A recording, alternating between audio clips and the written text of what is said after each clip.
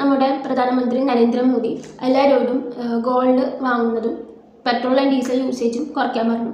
അപ്പോൾ അതിൻ്റെ കാര്യങ്ങൾ അതെന്താണത്, അതിൻ്റെ റീസൺസൊക്കെ നമുക്ക് പരിശോധിച്ചാലോ. വൺ ഓഫ് ദി മെയിൻ കാരണം എന്ന് പറയുന്നത് വെസ്റ്റ് ഏഷ്യൻ ക്രൈസിസ് ആണ്. അപ്പോൾ ഇന്ത്യ എന്ന് പറഞ്ഞ ഒരു രാജ്യം 85% ക്രൂഡ് ഓയിൽ ഇമ്പോർട്ട് ചെയ്യുന്ന രാജ്യമാണ് ഇന്ത്യ. അതുപോലെ തന്നെ ഗോൾഡ് ആയാലും വൺ ഓഫ് ദി ലാർജസ്റ്റ് ഇമ്പോർട്ടറാണ്, ഗോൾഡിൻ്റെ ലാർജസ്റ്റ് ഇമ്പോർട്ടറാണ് ഇന്ത്യ എന്ന് പറഞ്ഞ ഒരു രാജ്യം.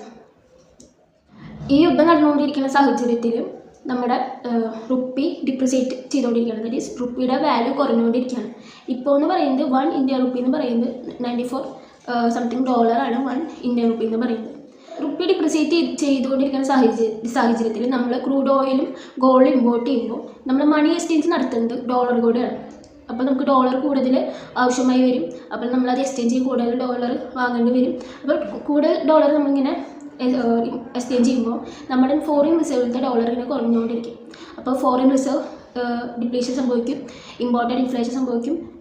അപ്പോൾ ഡിപ്രിസിയേഷൻ റുപ്പി വീണ്ടും ഡിപ്രിസിയേറ്റ് ചെയ്യും. അതുകൊണ്ടാണ് പ്രധാനമന്ത്രി ഇമ്പോർട്ടിങ് ദാറ്റ് ഈസ് ഗോൾഡ് വാങ്ങലും പെട്രോൾ ഡീസൽ യൂസേജും കുറയ്ക്കാൻ പറഞ്ഞ മെയിൻ കാരണങ്ങൾ. അപ്പോൾ ഇത് നിങ്ങൾക്ക് മനസ്സിലായിട്ടുണ്ടെങ്കിൽ ഈ ഒരു വീഡിയോ ഉപകാരപ്രദമായിട്ട് തോന്നാന്ന് വെച്ചാൽ നിങ്ങൾ ഈ ഒരു ചാനൽ സബ്സ്ക്രൈബ് ചെയ്ത് സപ്പോർട്ട് ചെയ്ത്